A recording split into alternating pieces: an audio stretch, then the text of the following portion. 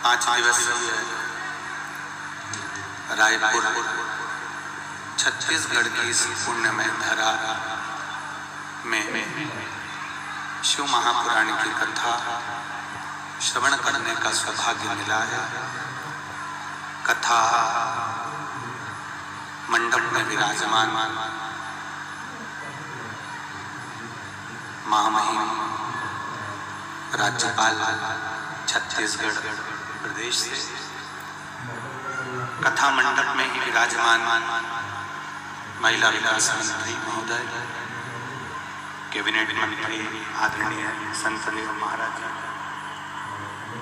एवं सभी विधायक, सांसद आदि आदि जो भी इस कथा मंडप में विराजमान है, संत साधु ब्राह्मण जन गुरुजन, कथा के मुख्य यजमान श्री बसंत जी अग्रवाल एवं उनका पूर्ण परिवार इस कथा के मुख्य यजमान का पद ग्रहण करें। धन्य है श्री बसंत जी अग्रवाल, उनके माता पिता, उनके भाई और उनका पूरा परिवार, जिन्होंने रायपुर में ये पावन शिव महापुराण की कथा को आयोजित किया।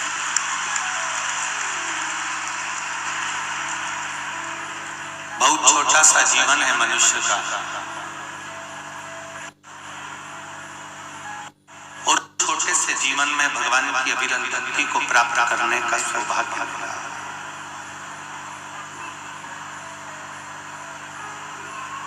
पहले भी कथा में कहा कि ये मानव की देह 2 कारणों से प्राप्त होती है। एक भगवत स्मरण करने के लिए, दूसरा अपने कर्म का भोग भोगने के लिए। आपने जो पूर्व में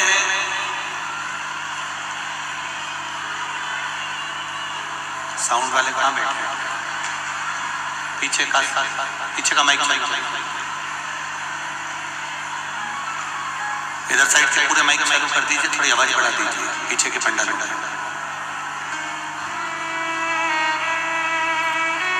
बड़ी मुश्किल से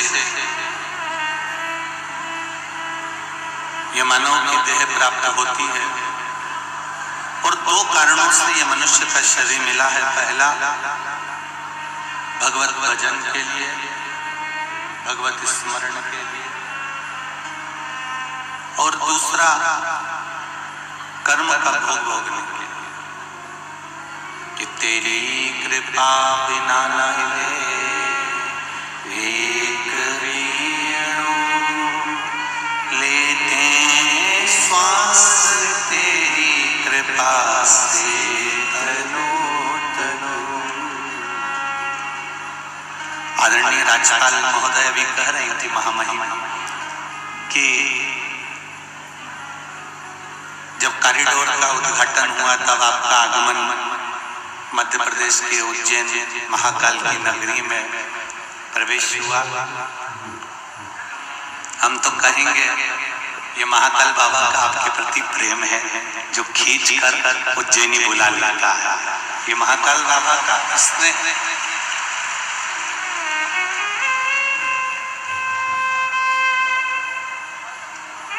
अगर रायपुर की धरा पर यह कथा हो रही है तो गुड़ियारी श्री हनुमान जी महाराज की कृपा है, इसलिए उन्होंने ये कथा कहा।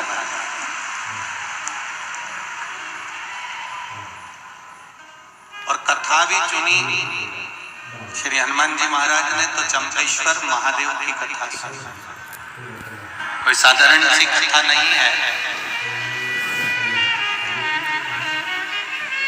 राजिम हमारे छत्तीसगढ़ का हरिद्वार है, वो तीर्थ है जिसमें संपूर्ण देवता विराजमान है। कोई साधारण सी धरा नहीं है छत्तीसगढ़ का। और उस राजिम की 5 कोस की यात्रा में पंचकोशी में 5 महादेव विराजमान है, और उसमें मूल जो महादेव है वो चंपेश्वर महादेव। कौन कौन गया राजी? कौन कौन गया चंपेश्वर महादेव? गए हो आप लोग? बहुत अच्छी बात है। रखिए तो पंचकोसी यात्रा के अंतर्गत 5 महादेव का हमारे यहाँ पर वर्णन होता है, जो कि छत्तीसगढ़ के पंचकोसी के अंतर्गत श्री फड़िकेश्वर महादेव, दूसरे नंबर पर है चंपेश्वर महादेव, तीसरे नंबर पर है ब्रह्मेश्वर महादेव, चौथे नंबर पर है कोपेश्वर महादेव और 5वें नंबर पर है परेश्वर महादेव, पटेश्वर महादेव। ऐसे छत्तीसगढ़ की जो पंचकोसी है, छत्तीसगढ़ में राजिम की जो पंचकोसी है, महानदी की जो पंचकोसी है, उस पंचकोसी में 5 महादेव विराजमान।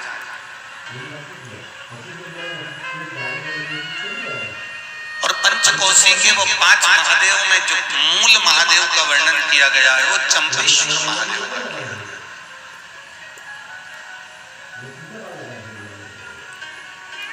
क्योंकि चंपेश्वर महादेव को किसी ने यहाँ पर स्थापित नहीं करा, चंपेश्वर महादेव को यहाँ पर किसी ने लाकर बिठाया नहीं। जैसे 12 ज्योतिर्लिंग में भगवान शिव स्वयं प्रकट हुए हैं, उसी तरह से छत्तीसगढ़ के चंपेश्वर महादेव चंपारण में स्वयं प्रकट हुए हैं। यह कोई साधारण नहीं है।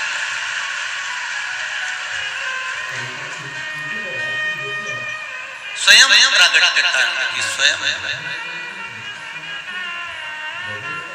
मैंने तेरे ही भरोसे ओ बाबा तेरे ही भरोसे हवा बिच उड़ती जावांगी बाबा डोर हथों छड़ना में कटी जावांगी बोले मैं तेरी भक्तन शंभो मैं तेरी भक्तन। शिव उपासना का भगवान शंकर की भक्ति का ये 5 दिवस जो हमको मिला हुआ है शिव महापुराण के रूप में, उस कथा को हम अपनी जिंदगी में उतार कर चलते हैं। और भक्ति के बिंदु को जब तक हम हमारे जीवन में नहीं उतारेंगे तब तक ये जीवन का आनंद नहीं होगा।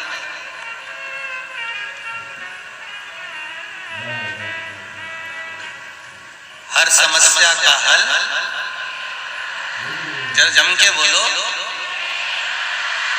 एक लोटा जल। पर एक बात का स्मरण जरूर रहे, छल से चढ़ाया गया जल भी भगवान स्वीकार नहीं करते। भगवान को स्वीकार नहीं। सारी समस्या का हल एक लोटा जल है, पर छल से चढ़ाया गया जल भी मेरा शिव स्वीकार नहीं करता। आप भगवान को रिझाने के लिए, देवाधिदेव महादेव को रिझाने के लिए, आप भगवान शिव को रिझाने के लिए, भगवान की अविरल भक्ति में डूबने के लिए, जैसे मेरे शंकर, जैसे मेरे ओगरदानी, जैसे मेरे भोले, जैसे मेरे शिव एक सरलता का भाव रखते हैं, ऐसी सरलता का भाव आप में होना चाहिए।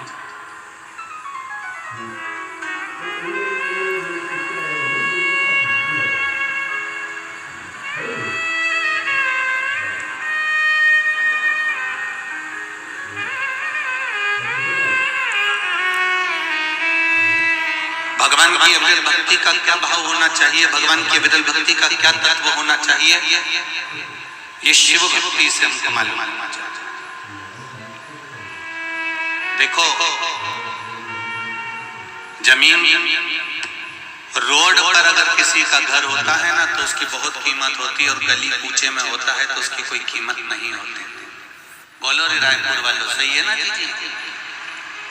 रोड पर अगर किसी का घर होगा तो उसकी कीमत होगी, रोड पर अगर किसी की जमीन होगी, खेत होगा, प्लाट होगा तो उसकी कीमत होगी। पर शिव पुराण कहती है इंसान अगर रोड पर होगा तो उसकी कोई कीमत नहीं होगी, ये निश्चित। जमीन की कीमत रोड के किनारे हो सकती है, प्लाट की कीमत रोड के किनारे हो सकती है, मकान की कीमत रोड के किनारे हो सकती है, पर मनुष्य की कीमत रोड पर नहीं होती। शिव महापुराण की कथा कहती है, एक मक्खी सब्जी पर बैठी और तुल गई तो 2 रुपए किलो के भाव में सब्जी की कोई कीमत नहीं होगी, उस मक्खी की कोई कीमत नहीं होगी। कबाड़े के ऊपर बैठकर तुल गई तो उस मक्खी की कोई कीमत नहीं होगी। पर वही मक्खी अगर सोने के ऊपर रखा जाए और सुनार सोना तोल रहा हो और मक्खी उस पर बैठ जाए तो वो मक्खी भी 5000 रुपए की हो जाएगी। ये निश्चित है, उसकी कीमत बढ़ जाएगी। मक्खी अगर तुलते समय सब्जी पर बैठी है तो उसकी कोई कीमत नहीं है। मक्खी तुलते समय अगर किराने के सामान पर बैठी है तो उसकी कोई कीमत नहीं है। मक्खी तुलते हुए कबाड़े के सामान पर बैठी है तो उसकी कोई कीमत नहीं है। और वही मक्खी अगर सोने पर सोना तुल रहा है और उस पर अगर मक्खी बैठ गई है तो वो मक्खी की कीमत भी अपने आप बढ़ जाएगी। उसी तरह आप किस जगह पर बैठ रहे हो, किस चौराहे पर बैठ रहे हो, किस पान की दुकान पर जाकर बैठ रहे हो, किस गुमटी पर जाकर बैठ रहे हो, किस पेड़ के नीचे जाकर बैठ रहे हो, किस रोड पर जाकर बैठ रहे हो, उसकी कीमत नहीं है।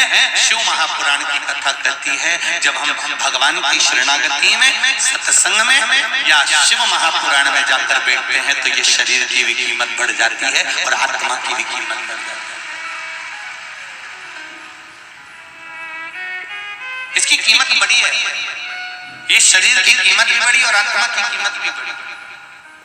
हम जब भजन करने बैठे, हम जब स्मरण करने बैठे, आप उठाकर देखिए, इतने शास्त्रों को, इतने प्रमाणों को हमारे उठाकर देखिएगा। रामकृष्ण परमहंस जी को देखिए, चैतन्य महाप्रभु जी को देखिए, श्री महावीर स्वामी जी को देखिए, गौतम बुद्ध जी को देखिए, नामदेव जी, तुकाराम जी, मीराबाई, कर्माबाई, मुक्ताबाई, नरसिंह मेहता, प्रहलाद, इनका यदि स्मरण करेंगे तो इन्होंने अपने शरीर की कीमत को बढ़ा लिया भगवान का भजन, इन्होंने शरीर की कीमत को बढ़ा लिया भगवत स्मरण, इन्होंने शरीर की कीमत को बढ़ा लिया भगवत नाम का जप। अब करो शंभु शरणे पड़ी मांगू घड़ी रे घड़ी, दुख काटो दया करी निदर्शन आपो। इस शरीर की कीमत को हम जाने,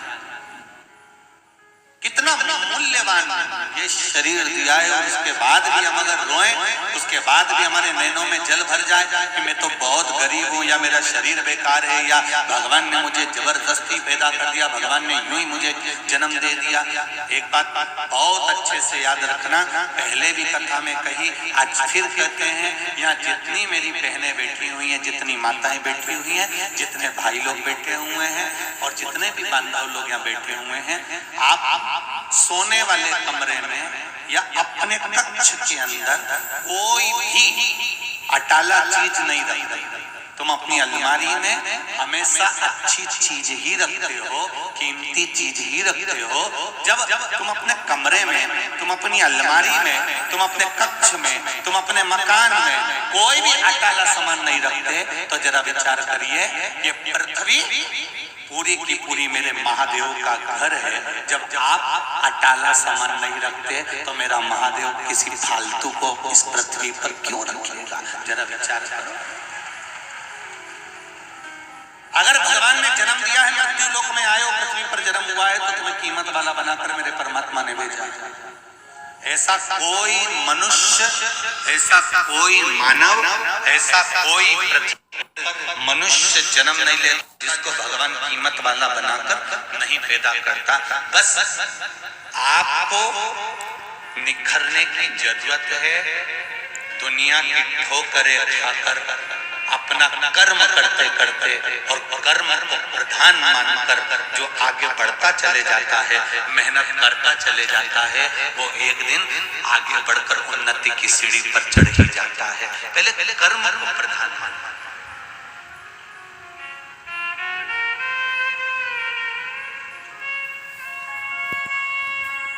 मेहनत करो, मर जाना, नहीं तो लोग कहेंगे कहीं का बाबा जोगी मिल जाए और कह दे कि तुम मेरे पास में आ जाओ, मैं तुमको गड़ा हुआ धन दे दूंगा, निकाल के हंडा दे दूंगा। ऐसे के चक्कर में मत पड़ना, अंधविश्वास की ओर मत जाना। शिव महापुराण की कथा कहती है ना हमें अंधविश्वास की ओर जाना है, ना किसी ऐसे चक्कर में पड़ना है कि हमें गड़ा हुआ धन मिल जाएगा।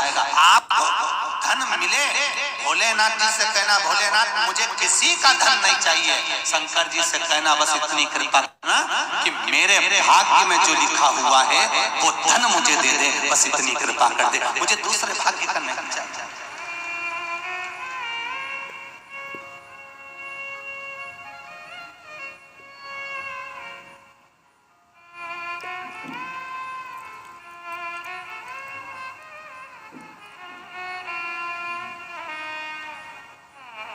शिव भक्ति का एक दस्तक, शिव भक्ति का एक आनंद। अभी कल की बातें हमारे बसंत जी अग्रवाल जी कर रहे थे, गुरु जी 1 2 3 4 डूम लगवाए हैं, लगभग 4-5 लाख स्क्वायर फीट जगह में ये सारी व्यवस्था करी गई है। और लगभग इन चारों डूमों में मिला के ऐसा टेंट वाले और प्रशासन आदि का था कि लगभग 3 लाख पब्लिक इसमें बैठ सकती है। तो शिव महापुराण की कथा में गुरु जी पहले दिन हो सकता है कि अपना एक डूम ये वाला भरा जाएगा, ये वाला भरा जाएगा। तो हमने बसंत जी से बोला चिंता मत करो, ये रायपुर है और चंपेश्वर महादेव है, पहले दिन ही बाउंड्री के पार गेंद है। ये शिव है, एक कोई सहज नहीं है मेरा भोलेनाथ, मेरा त्रिकालदर्शी, मेरा कैलाश। उसकी करुणा बड़ी। और फिर निवेदन करूंगा जितनी भी माताएं, जितने भी भाई बहन, जितने भी बांधव इस पूर्ण आनंदमय शिव महापुराण की कथा को 5 दिन श्रवण करने पधारे, उनसे एक ही निवेदन है, इस कथा को केवल यहाँ से सुना, यहाँ से निकाल दिया, बच्चा पूछा था कपड़े में से झटकार दिया, घर पहुंचे और लोगों ने पूछा कि कथा में गई थी तो क्या लेके आई, तो कह दे कि मैंने सुनी तो बहुत सारी थी पर याद बिल्कुल नहीं थी। तो निवेदन है ऐसी कथा मत सुनना कि यहाँ से सुनी, यहाँ से निकल गई, बच्ची कुछ झटकार दी। कथा ऐसी सुनकर जाना कि एक साइड से पल्लू रख लेना, एक साइड से अंदर तो जाए पर इधर से निकले निकलना नहीं चाहिए, पूरी अंदर बैठती चली जाए।